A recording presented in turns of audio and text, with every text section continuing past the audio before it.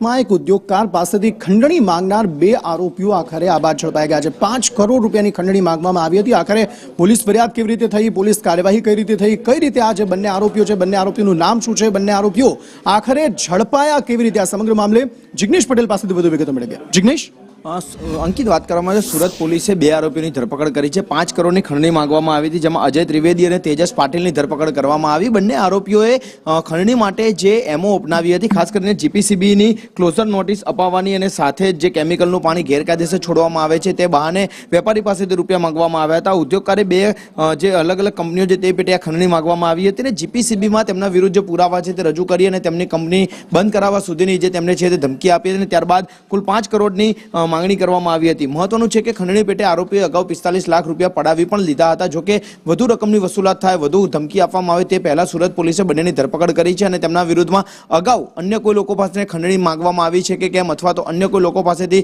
ખંડણી સ્વરૂપે રૂપિયા પડાવે છે કે કેમ, તેની તપાસ શરૂ કરવામાં આવી।